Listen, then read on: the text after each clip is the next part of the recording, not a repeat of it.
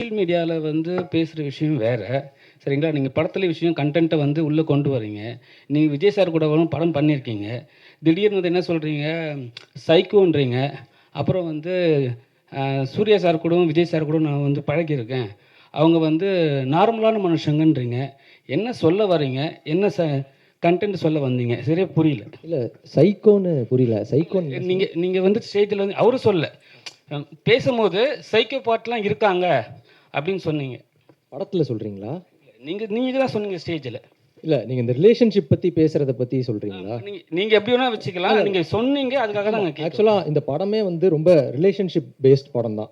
இந்த படம் நாங்க 3 பேர் தான் மெயினா ஹஸ்பண்ட் அண்ட் ஒய்ஃப் நான் எக்ஸ் பாய் ஃப்ரெண்ட். ஸோ ஆக்சுவலாக இப்போ ரிலேஷன்ஷிப் வந்து நம்ம யூஸ்வலாக படங்களில் நிறைய விதமாக பார்த்துருப்போம்.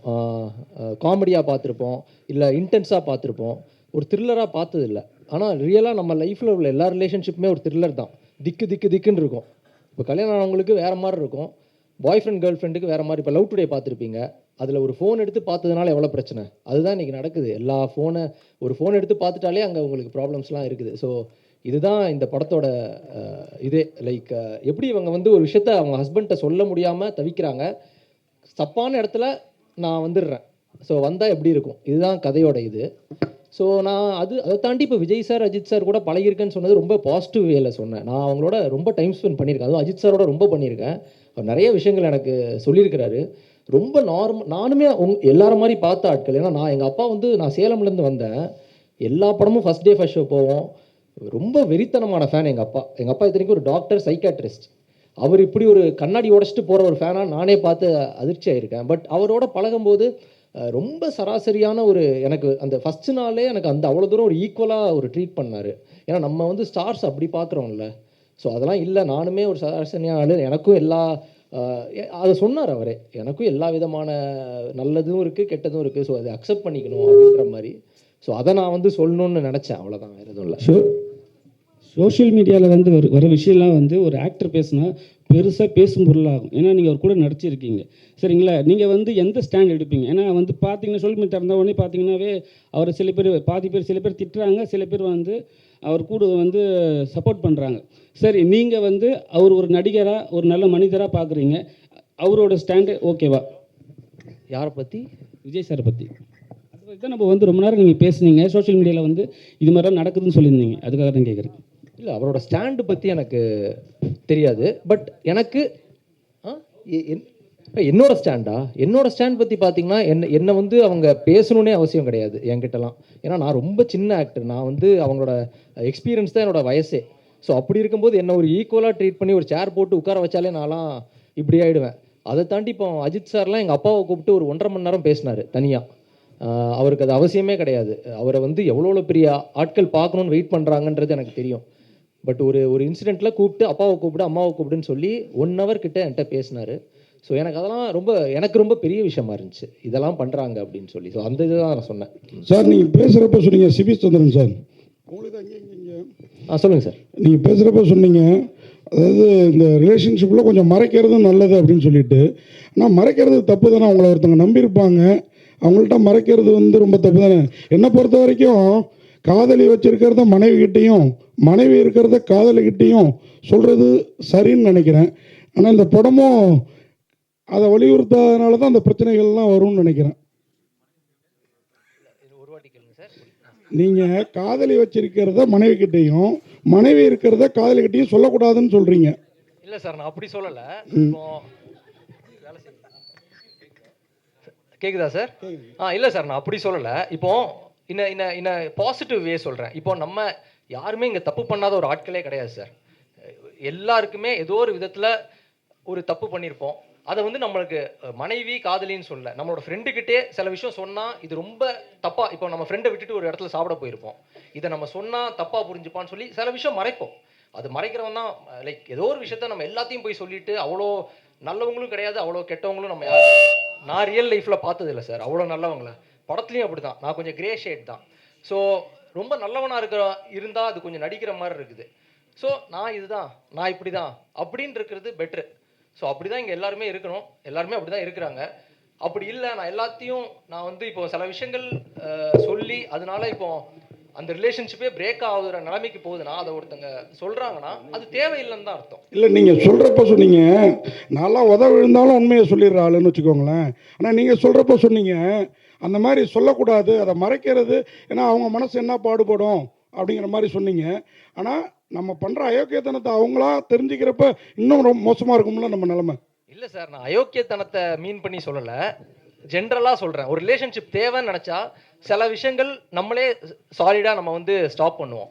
இந்த விஷயம் எனக்கு இவர் ஃப்ரெண்டாக வேணும்னு நினச்சேன்னா இவர்கிட்ட இருந்து சரி நான் அது என்ன சொல்கிறது, ரொம்ப அன்ஹார்ம்ஃபுல்லான திங்ஸ் சொல்கிறேன், இவர் ஹார்ம் பண்ணுற மாதிரி ஒரு விஷயத்த சொல்லலை. அதை அவங்களுக்கே சொல்லனாலும் என்னைக்கே ஒரு நாள் தெரிஞ்சிடும் சார். எதையுமே பெருசாலாம் மறைக்க முடியாது. நம்ம வாழ்க்கையிலே அப்படி தான், சில விஷயம் தெரியணும்னா அது போய் தெரிஞ்சிடும். மறைச்சலாம் வாழ்ந்துட்டு இருக்க முடியாது. பட் அன்ஹார்ம்ஃபுல்லாக சில ரிலேஷன்ஷிப் வேணும்னு நினச்சோன்னா அதை சொல்ல மாட்டோம். பப்ளிக்காக எல்லாருக்கும் தெரிகிற மாதிரி ஒரு விஷயம் பண்ணுறோன்னு பண்ணாலே அந்த ரிலேஷன்ஷிப் தேவை இல்லைன்னு தான் அர்த்தம். சரி சார், டேரக்டர் சார். சொல்லுங்கள் சார். சார். சார், இப்போ மீடியா நம்ம எதுக்கு கூப்பிட்றோன்னா என்ன குவாலிட்டி, சரிங்களா, அவங்க அதை பற்றி தான் எழுதுவாங்க, என்னென்ன சீன்ஸ் இருக்குது அதை பற்றி தான் பேசுவாங்க, சரிங்களா. ஆனால் இந்த ஸ்க்ரீனில் பார்க்கும்போது குவாலிட்டி கம்மியாக இருக்குது. டிஏ பண்ணீங்களா, பண்ணலையா, ஏன் வந்து டிஏ போட்டு பண்ணல? இப்போது இங்கே பார்த்த இதுவா? இல்லை டிஏலாம் பண்ணி தான் இருக்குது. ஆனால் வந்து எங்களுக்கு வந்து ஐ திங்க் எம்ஓவி ஃபைல், அந்த ஃபைல் ஃபார்மேட்டிங்கில் தான் பிரச்சனை. அது வந்து final quality will be much better தான். மீடியாவுக்கு போட்டு காட்டுறீங்க, அது காட்டும் போது நம்ம கொஞ்சம் சரியாக காட்டினா தானே வந்து எல்லாரும் எழுதுவாங்க சரியா. Right right right. இதுதான் வந்து நாங்கள் ஆக்சுவலி ஃபைனல் ஃபைல் தான் அது. பட் ஏன் இது சரியாக ப்ளே ஆகலன்னு தெரியல எனக்கும். நான் பார்க்கும்போதே லேக் இருந்துச்சு. அதுக்கப்புறம் வந்து ப்ராசஸிங்கும் போயிட்டு பஃபர் ஆகிட்டுற மாதிரி இருந்துச்சு. அது வந்து இங்கே சிஸ்டம் ப்ராப்ளமாக கூட இருக்கலாம். பட் ஃபைனல் குவாலிட்டி அப்படி கிடையாது. சரி, அப்புறம் வந்து எப்பவுமே வந்து இங்கிலீஷ் படத்தில் தான் வந்து last final dialogue, final touch எல்லாம் வச்சு ஒரு விஷயம் பண்ணுவாங்க. ஆனால் வந்து நீங்கள் ட்ரைலர்லேயே வந்து மேடம் வந்து ஹீரோயின் சொல்கிற விஷயம் வந்து எப்படி நீங்கள் ரிவீல் பண்ணுவீங்க, எப்படி மக்கள், தமிழ்நாட்டு மக்கள் அதை ஏற்றுப்பாங்க? அது ரிவீல் இல்லை, அதுதான் ஆக்சுவலி கதையே. ஸோ அந்த டைலாக் நீங்கள் பார்க்குறீங்கல்ல, அது வந்து படத்தோட ஃபஸ்ட்டு 10 நிமிஷத்துலேயே வந்துடும். அதனால் அது ரிவீல் கிடையாது. அதுதான் வந்து அங்கே தான் கதை தொடங்குது. இல்லை, லாஸ்ட் சீனே வந்து கதை தருங்கிற மாதிரி வச்சுருக்கீங்களா? நீங்கள் இதில் பார்த்த லாஸ்ட் சீன் தான் வந்து கதை தொடங்குற இடம் படத்தில். சிபி சார், நீங்கள் சார் ஹீரோயின்ட்ட கொடுங்க. ஹீரோயின் மேடம், எல்லாருக்குமே இந்த ஃபுட்டு, ட்ரெஸ்ஸு, அவங்க எமோஷனல் எல்லாமே பர்சனல் தான். எமோஷனல் சண்டை பிரச்சனைலாம் எல்லாருக்கும் வர்றதும் ஓகே தான். இந்த படத்தில் வந்து ஒரு எமோஷனலான சீனில் தம் அடிக்க மாதிரி வருது. நாங்கள் ஜென்ஸ் தம் அடித்தாலே ரொம்ப பாதிப்பு அப்படிங்கோம். இந்த மாதிரி எல்லாரும் டென்ஷனில் தம் அடித்தா நாடு என்னதுக்காகும்? அடிக்கக்கூடாது தான், ஆனால் அது ஒரு கதாபாத்திரம், ரியாலிட்டி இல்லை. ஸோ அந்த கதாபாத்திரத்தில் அவங்க வந்து சில பிரச்சனைகள் கோத்ரூ பண்ணுறாங்க. ஸோ ஒரு ஆக்டரோட வேலையே வந்து அந்த ஒரு பாத்திரமாக அதுக்கு உயிர் கொடுக்கறது தான். ஸோ நான் அதை அவ்வளோதான், அப்படி தான் பார்க்குறேன்னு தவிர நான் அதை ப்ரமோட்டோ பண்ணல.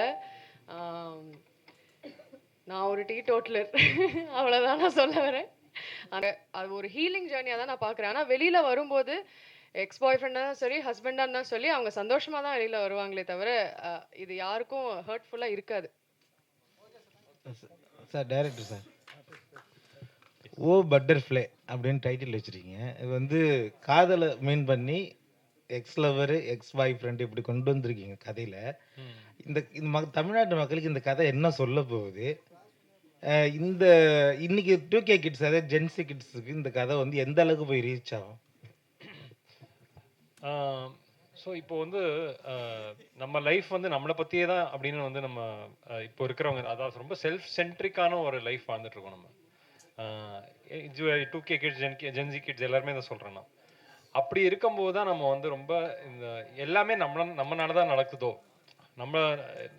நான் செஞ்ச தப்புனால தான் அது நடந்துச்சோ அப்படின்னு நம்ம யோசிச்சுட்டே இருக்கோம். இல்லைனா வந்து அது என்னால் தான் நடந்துச்சு அப்படின்னு பெருமை எடுத்துக்கிறோம். இந்த மாதிரி ஒரு செல்ஃப் சென்ட்ரிக்கான ஒரு லைஃப் தான் நம்ம வாழ்ந்துட்டு இருக்கோம். அதில் இருக்கும்போது அது ஒரு ட்ராப் தான் ஆக்சுவலி. அந்த ட்ராப்லேருந்து எப்படி வெளியில் வருதுங்கிறது தான் படம். அது ஐ திங்க் அதுதான் வந்து பர்சனலாக ஒவ்வொருத்தரும் இந்த எஸ்பெஷலி நீங்கள் சொன்ன ஜென்ரேஷன்லேருந்து பார்க்கும்போது அந்த மெசேஜ் தான் அவங்க எடுத்துப்பாங்கன்னு நான் நினைக்கிறேன்.